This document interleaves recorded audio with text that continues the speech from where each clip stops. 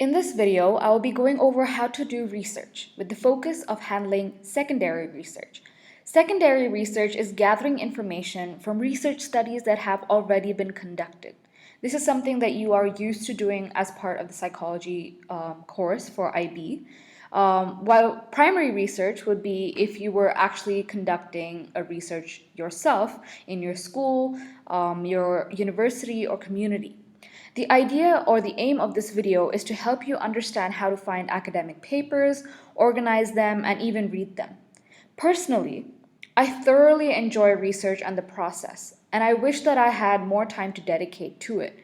I would love to do research for a living, and hopefully that'll be the case for me someday. For most people, on the other hand, research is a boring and extremely tedious task. The minute there's a mention of research, a majority of students, including you, are probably likely to think, but why, Misty? Just why? I don't understand why I need to do this. I think the most important thing is the spirit of learning. To fully engage in the idea that by doing research, you are taking ownership of your own learning. The research process is beautiful in that you go through looking for an answer, and that can be achieved, but at the same time, the whole process also leads you to asking several more questions about a specific topic. And that is the ever growing nature of the field of research. Which leads me to the second point. There is research that is published every day in each field, be it psychology, computer science, physics, theater, name it, and there's research. The truth is, to be a competent professional, you need to be constantly updating yourself to match the growing demands of a field. If you don't, you fall back, and the people who do will have probably more novel ideas and be better informed about the current practices. As a counselor, I need to be constantly updating myself and keep a lookout for new research in the field. This is what is referred to as the scientist practitioner model. I am a practitioner as a counselor, but I also need to be a scientist and remain updated by doing research. I need to be informed about whether a certain technique or method is effective, if it applies to a culture or a population I'm working with, the age group of the people I'm working with, and if there are ever new updates or new practices on that in that area. So research in general for all areas is very important if in this day and time where there is such a growing field of information. So for you to remain updated is very important.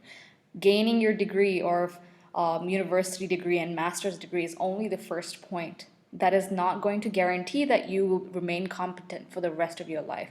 There is a constant process of updating your knowledge and understanding and techniques and everything. And this is achieved a lot of the time through research.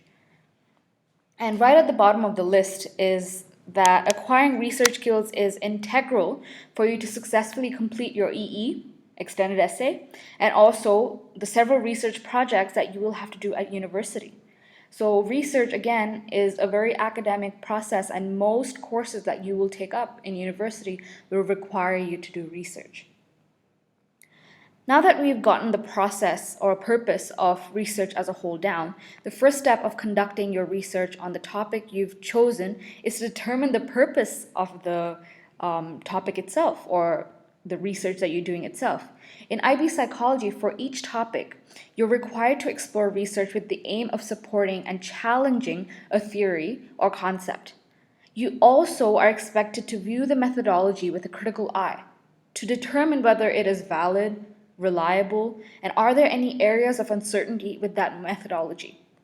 As a practitioner who wants to understand the effectiveness of a technique, I might not overly be concerned by the methodology of the research itself, although it would be better to do so.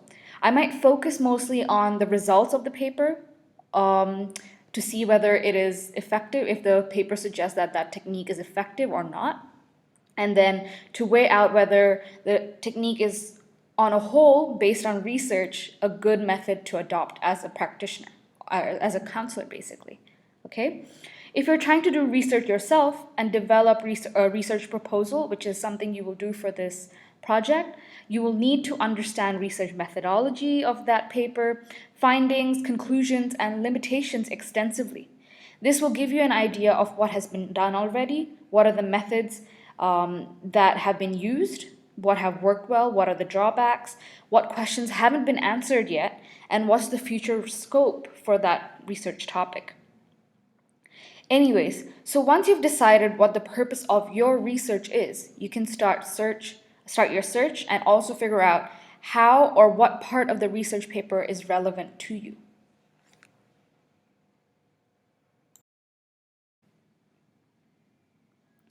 When we do research, it is very important to choose the right resources. My advice is to stick to academic research articles over blog posts or Wikipedia. And this would be the recommendation from IB, your universities, and also the academic community as a whole. Wikipedia is good in its own ways, and that is in that it can give you a run through a specific topic, but never use it as your primary resource. Starting at your Google search page is a good enough start. I see you, don't pay attention to my search history. You can type in the key terms of your topic. For example, digital technology and mental health. On the main search page, there are often research papers available like this one.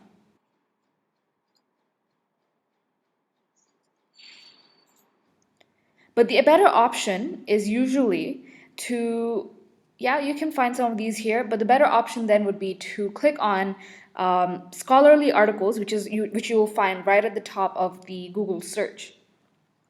Reading the title once you've gone into your scholarly articles is very important because this gives you an idea of whether the research paper may be relevant to you. A lot of papers on Google Scholars might not be fully available with access to only the abstract. The abstract is basically the summary of the whole research paper.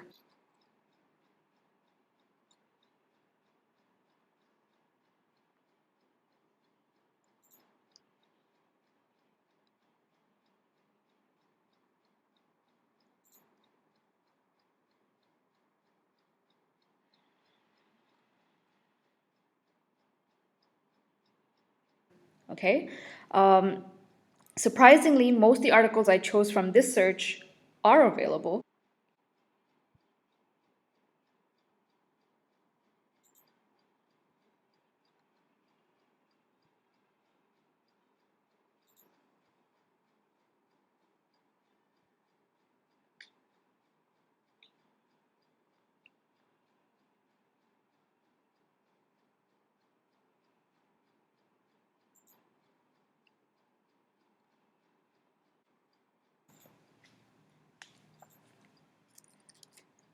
Another good option is ResearchGate. ResearchGate is a website where researchers usually have their full papers available for free. And if it is not available, often you can request them for full access by writing to them about why you want access to the paper. But apart from that, there's tons of paper available that can give you full access already.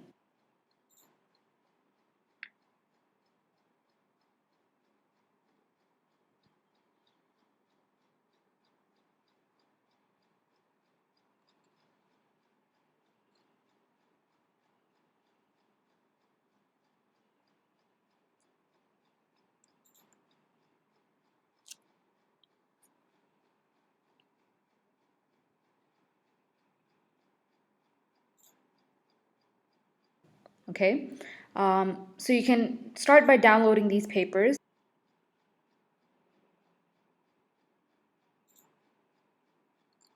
So they usually, okay, so this one doesn't actually give you full access.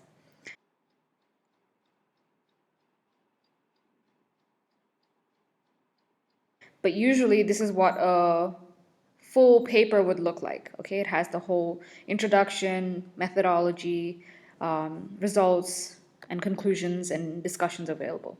A good hack for finding further resources is to refer to the research paper's reference list. And this is right at the end of the paper. It is the list of all the researchers that they have referred to write the current paper. you can use the introduction. When you read the introduction and you find that they're good pieces of information or good ideas that this researcher has referred to from another person's research, okay, then you can refer to that researcher's paper and read that paper next, okay? The rule of thumb with this is that you can then refer to that researcher and not the researcher of the current article that you're reading, okay? So if the current article or the current researcher that you're reading the article of has referred to another person in brackets, that basically means that the idea is from that person, okay? The same way when you're writing your answers for IB psychology, you always say, let's say for example, Rosenwig and Bennett in brackets with the year. So that is saying that this is not your idea, it is someone else's idea that you have used for your response or for your paper, okay? So you have to always give them credit for the work that they have done to provide you that information. And that is what referencing is all about, okay? It's being respectful of everyone else's work and giving them the credit where it is due. So once you've found an idea like that, you can find their research, that researcher's name. So if it's Rosenwig and Bennett's research that you found in Anatova's paper that you're reading, okay, you can basically go to the reference list and look for Rosenwig and Bennett and copy and paste that. Copy that whole research name and paste it in Google. You will usually find the PDF or the research paper for that article or for that research paper, okay? So that is a good hack to use when doing research. And yeah.